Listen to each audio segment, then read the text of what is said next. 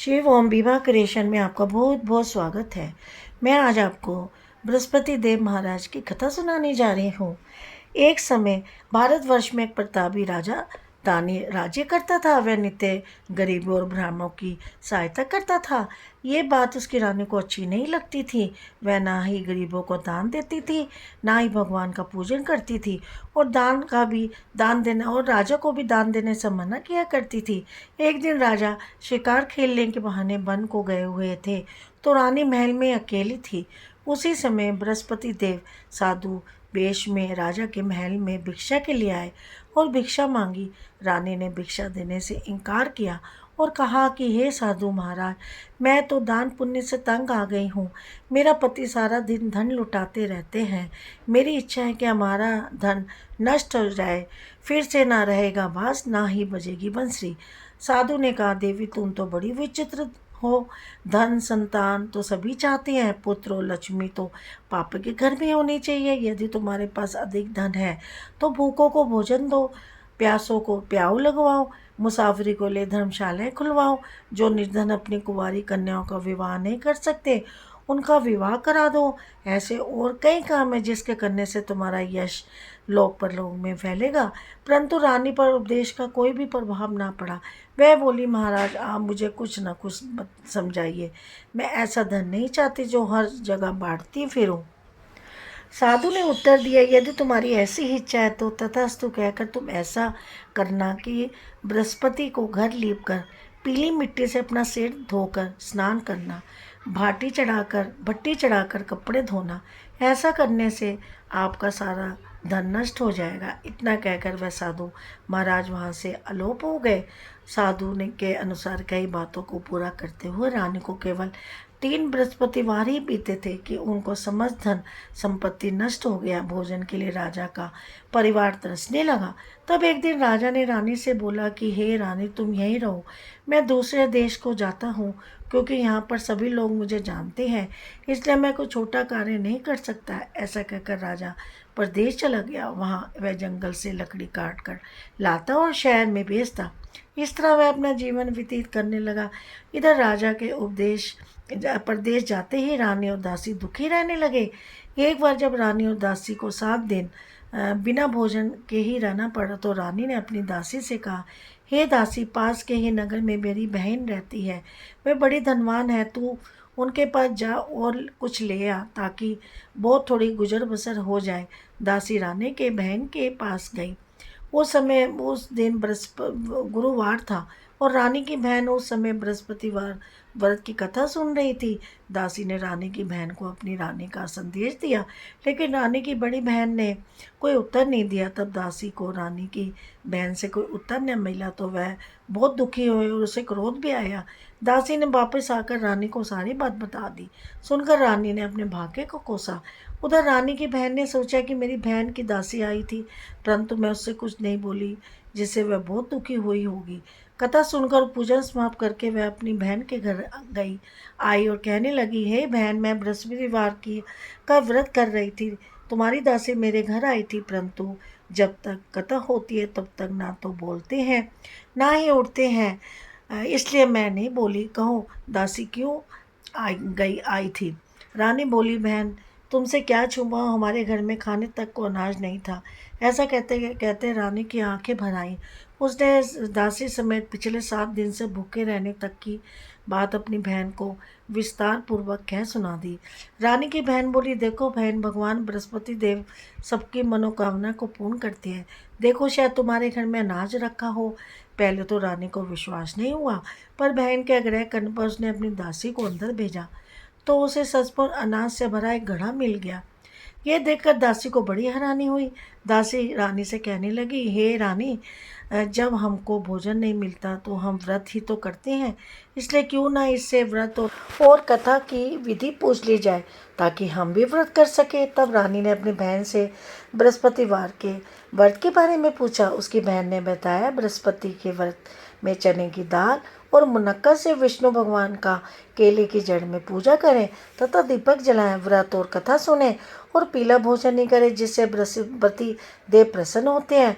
व्रत और पूजा विधि बताकर रानी की बहन अपने घर को लौट गई। 7 दिन बाद जब गुरुवार आया तो रानी और दासी ने व्रत रखा, गुड़साल में जाकर चना और गुड़ ले आई, फिर उससे केले की जड़ और विष्णु भगवान का पूजन किया। अब पीला भोजन कहाँ से आए, इस बात को लेकर दोनों बहुत दुखी थे। क्योंकि उन्होंने व्रत रखा था इसलिए बृहस्पति देव उनसे प्रसन्न थे, इसलिए वह एक साधारण व्यक्ति का रूप धर करके 2 थालों में सुंदर पीला भोजन दासी को दे गए।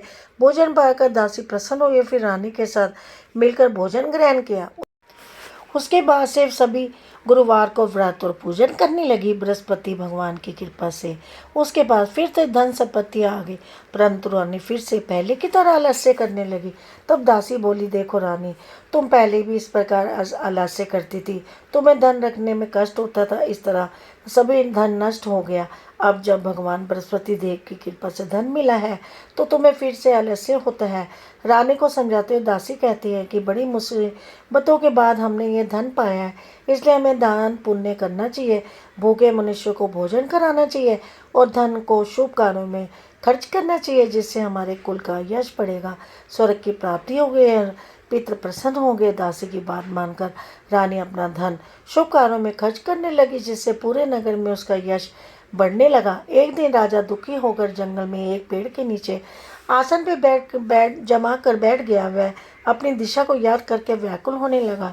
बृहस्पति का दिन था। एकाएक उसने देखा कि निर्जन जल में एक साधु प्रकट हुआ। वह साधु वेश में स्वयं बृहस्पति भगवान थे। लकड़हारे के सामने आकर बोले, हे लकड़हारे, इस सुनसान जंगल में तू चिंता मगन क्यों बैठा है। लकड़हारे ने दोनों हाथ जोड़कर प्रणाम किया और उत्तर दिया, महात्मा जी, आप सब कुछ जानते हो, मैं क्या कहूँ, ये कहकर रोने लगा और साधु को अपनी आत्मकथा सुनाई। महात्मा जी ने कहा, तुम्हारी स्त्री ने बृहस्पति के दिन बृहस्पति भगवान का निरादर किया है, जिसके कारण रुष्ट होकर उन्होंने तुम्हारी यह दिशा कर दी है। अब तुम चिंता को दूर करके मेरे कहने पर चलो तो तुम्हारे सब कष्ट दूर हो जाएंगे और भगवान पहले से भी अधिक संपत्ति देंगे। तुम बृहस्पति के दिन कथा किया करो, 2 पैसे के चने मुनक्का लाकर उसका प्रसाद बनाओ, शुद्ध जल से लोटे में शक्कर मिलाकर अमृत तैयार करो। कथा के प्रसाद अपने सारे परिवार और सुनने वाले प्रेमियों में अमृत व प्रसाद बांटकर आप भी ग्रहण करें। ऐसा करने से भगवान तुम्हारी सब मनोकामनाएं पूर्ण करेंगे। साधु के ऐसे वचन सुनकर लकड़हारा बोला, हे प्रभु, मुझे लकड़ी बेचकर इतना पैसा नहीं मिलता जिससे भोजन के उपरांत कुछ बचा सकूं। मैंने रात्रि में अपनी स्त्री को व्याकुल देखा, मेरे पास कुछ भी नहीं जिससे मैं उसकी खबर मंगा सकूं। साधु ने कहा, हे लकड़हारे, तुम किसी बात की चिंता मत करो।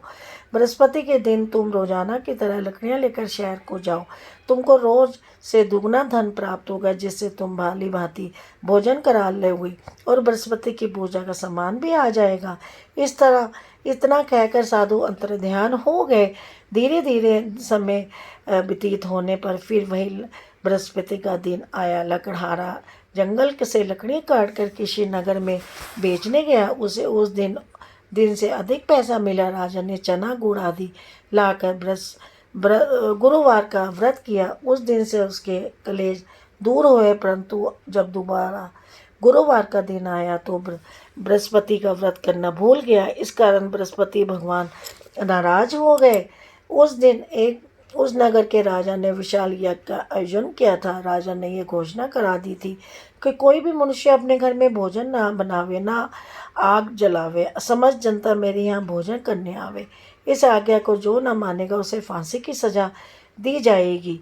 इस तरह की घोषणा संपूर्ण नगर में करवा दी गई। राजा की आज्ञा अनुसार नगर के सभी लोग भोजन करने आए, लेकिन लकड़हारा कुछ देर से पूछा, इसलिए राजा उसको अपने साथ घर लेवा ले आए और ले जाकर भोजन करा रहे थे कि रानी की दृष्टि उस कुटी पर पड़ी जिस पर उसका हार लटका हुआ था। वह वहाँ पर दिखाई नहीं दिया। रानी ने निश्चय किया कि मेरा हार इस मनुष्य ने चुरा लिया है। इसी समय सिपाहियों को बुलाकर उसको कारागार में डलवा दिया। जब लकड़हारा कारागार में पड़ा गया और बहुत दुखी होकर विचार करने लगा कि ना जाने कौन से पूर्व जन्म के कर्म ने मुझे ये दुख प्राप्त हुआ है और उसी साधु को याद करने लगा जो कि जंगल में मिला था। उसी समय तत्काल सत्यपति बृहस्पति देव साधु के रूम में प्रकट हुए और उसकी दिशा को देखकर कहने लगा, अरे मूर्ख, तूने बृहस्पति देव की कथा नहीं कही, जिस कारण तुझे दुख प्राप्त हुआ है। अब चिंता मत कर, बृहस्पति के दिन कारागाह के दरवाजे पर 4 पैसे पड़े मिलेंगे, जिससे तू बृहस्पति देव की पूजन करना, तेरे सभी कष्ट दूर हो जाएंगे। बृहस्पति के दिन उसे 4 पैसे मिले। लकड़हारे ने कथा कही। उसी रात्रि को बृहस्पति देव ने उस नगर के राजा को सपन में कहा, हे राजन, तूने जिस आदमी को कारागार में बंद कर दिया है वह निर्दोष है, वह राजा है, उसे छोड़ देना। रानी का हार उसी खूंटी पर लटका है, अगर तू ऐसा नहीं करेगा तो मैं तेरे राज्य को नष्ट कर दूंगा। इस तरह रात्रि के स्वप्न को देखकर राजा प्रातःकाल उठा और खूंटी पर हाथ देकर लकड़हारे को बुलाकर क्षमा मांगी तथा लकड़हारे को योग्य सुंदर वस्त्र आभूषण देकर विदा कर दिया। बृहस्पति देव के आगे अनुसार लकड़हारा अपने घर को चल दिए। राजा जब नगर के निकट पहुंचा तो उसको बड़ा आश्चर्य हुआ। नगर में पहले से अधिक बाग, तालाब, कुएं और बहुत सी धर्मशालाएं, मंदिर आदि बन गई हैं। राजा ने पूछा, ये किसका बाग और धर्मशाला है? तब नगर के सब लोग कहने लगे, ये सब रानी और बादी के हैं। तो राजा को आश्चर्य और गुस्सा भी आया। जब रानी ने ये खबर सुनी कि राजा आ रहे हैं तो उन्होंने बांदी से कहा कि ये दासी देख देख राजा हमको कितनी बुरी हालत में छोड़ गए थे, हमारी ऐसी हालत देखकर वे लौट ना जाए, इसलिए तो दरवाजे पर खड़ी हो जा। आगे अनुसार उसी दासी दरवाजे पर खड़ी हो गई। राजा आए, उन्होंने अपने साथ लिवा लाई। तब राजा ने क्रोध करके अपनी रानी से पूछा कि ये धन तुम्हें कैसे प्राप्त हुआ है? तब उन्होंने कहा, हम ये सब धन बृहस्पति देव की इस व्रत के प्रभाव से ही प्राप्त हुआ है। राजा ने निश्चय किया कि 7 रोज बाद तो सभी बृहस्पति देव का पूजन करते हैं, परंतु मैं प्रतिदिन दिन में 3 बार कहानी और रोज व्रत किया करूँगा। अब हर समय राजा के दुपट्टे में चने की दाल बंधी रहती और दिन भर 3 बार कहानी कहता। एक रोज राजा ने विचार किया कि चलो अपनी बहन के यहाँ हो आए। इस तरह निश्चय कर राजा घोड़े पर सवार हो अपनी बहन के यहाँ को चलने लगा। बाद में उसने देखा कुछ आदमी एक मुर्दे को ले जा रहे हैं। उसे रोक कर कहने लगा, अरे भाइयों, मेरे बृहस्पति देव की कथा सुन लो। वह बोलो, लो, हमारा तो आदमी मर गया है, इसको अपनी कथा की पड़ी है। परंतु कुछ आदमी बोले, अच्छा कहो, हम तुम्हारी कथा भी सुनेंगे। राजा ने दाल निकाली और जब कथा आदि हुई तो मुर्दा हिलने लग गया और जब कथा समाप्त हो गई तो राम राम कहकर मनुष्य उठकर खड़ा हो गया। आगे मार्ग पर उसे एक किसान खेत में हल चलाता मिला। राजा उसे देखकर और उससे बोले, अरे भैया, तुम मेरी बृहस्पति की कथा सुन लो। किसान बोला, जब तक मैं तेरी कथा सुनूंगा जब तक 4 हरैया जोत लूँगा, जा अपनी कथा किसी और को सुनाना। इस तरह राजा आगे चलने लगा। राजा के हटते ही बैल पछाड़ खाकर गिर गए और किसान के पेट में बड़ी जोर से दर्द होने लगा। उस समय उसकी माँ रोटी लेकर आई। उसने जब ये हाल देखा तो अपने पुत्र से सब हाल पूछा तो बेटे ने सभी हाल कह दिया। तो बुढ़िया दौड़ी दौड़ी उस घुड़सवार के पास गई और बोली कि मैं तेरी कथा सुनूंगी, तू अपनी कथा मेरे खेत पर चलकर ही कहना। राजा ने बुढ़िया के खेत पर जाकर कथा कही, जिससे सुनते ही वह बैल उठकर खड़ा हुआ और किसान के पेट में दर्द भी बंद हो गया। राजा अपनी बहन के घर पहुंचा। बहन ने भाई को खूब मेहमानी की। दूसरे रोज प्रातःकाल राजा जगा तो देखने लगा सब लोग भोजन कर रहे हैं। राजा ने अपनी बहन से कहा, ऐसा कोई मनुष्य जिसने भोजन न किया हो, मेरी बृहस्पतिवार की कथा सुन ले। बहन बोली, हे भैया, ये देश ऐसा ही है कि पहले यहाँ लोग भोजन करते हैं, बाद में अन्य काम करते हैं।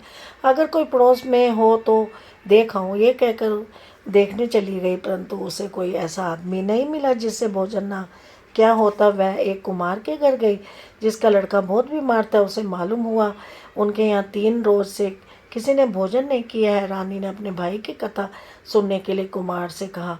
वह तैयार हो गया। राजा ने जाकर बृहस्पतिवार की कथा कही, जिसको सुनकर उसका लड़का ठीक हो गया। अब तो राजा की प्रसन्नता होने लगी। एक रोज राजा ने अपनी बहन से कहा कि हे बहन, हम अपने घर को जाएंगे, तुम भी तैयार हो जाओ। राजा की बहन ने अपनी सास से कहा। सास ने कहा, हाँ चली जा, परंतु अपने लड़के को मत ले जा, क्योंकि तेरे भाई के कोई औलाद नहीं। बहन ने अपने भाई से कहा, हे भैया, मैं तो चलूँगी पर कोई बालक नहीं जाएगा। राजा बोला, जब कोई बालक नहीं चलेगा तब तू ही क्या करेगी। बड़े दुख से मन से राजा ने अपने घर नगर को लौट आया। राजा ने अपनी रानी से कहा, हम निर्वंशी हैं, हमारा मुख देखने का धर्म नहीं है, कोई कुछ भोजन आदि नहीं किया। राजा बोली, हे प्रभु, बृहस्पति देव ने हमें सब कुछ दिया है, वह हमें औलाद भी अवश्य देंगे। उसी रात को बृहस्पति देव ने राजा को से सपन में में कहा, हे राजन, उठ, सभी सोच त्याग दे, तेरी रानी गर्भ से है। राजा की ये बात सुनकर बड़ी खुशी हुई। 9वें महीने में उसके गर्भ से सुंदर पुत्र पैदा हुआ। वह राजा बोला, हे रानी, स्त्री बिना भोजन के रह सकती है, पर बिना कहे नहीं कर रह सकती। जब रानी मेरी बहन आवे तुम उससे कुछ मत कहना। रानी ने कहकर हाँ कर दिया। जब रानी की बहन ने ये शुभ समाचार सुना तब वह बहुत खुश हुई और बधाई लेकर अपने भाई के यहाँ आई। तभी रानी ने कहा, घोड़ा चढ़कर तो कोई नहीं आई, गधा चढ़ी आई। राजा की बहन बोली, भाभी, मैं इस प्रकार से कहती तो तुम्हें औलाद कैसे मिलती। बृहस्पति देव ऐसे ही हैं जैसे जिसके मन में कामनाएं हैं सभी की पूर्ण करते हैं। जो सद्भाव पूर्वक बृहस्पति का व्रत करता है, या कथा पढ़ता है अथवा सुनता है, दूसरों को सुनाता है, बृहस्पति देव उनकी सभी मनोकामनाएं पूर्ण कर देते हैं। भगवान बृहस्पति देव उसकी सदैव रक्षा करते हैं। संसार में जो मनुष्य सद्भावना से भगवान का पूजन व्रत सच्चे हृदय से करते हैं, उनकी सभी मनोकामनाएं पूर्ण करते हैं। ऐसी सच्ची भावना से राजनी और राजा ने उनकी कथा व गुणगान किया तो उनकी सभी इच्छाएं बृहस्पति देव जी ने पूर्ण की थी। इसलिए कथा सुनने के बाद प्रसाद लेकर जाना चाहिए, हृदय से उनका मनन करते हुए जयकारा बोलना चाहिए। बोलो बृहस्पति देव महाराज की जय।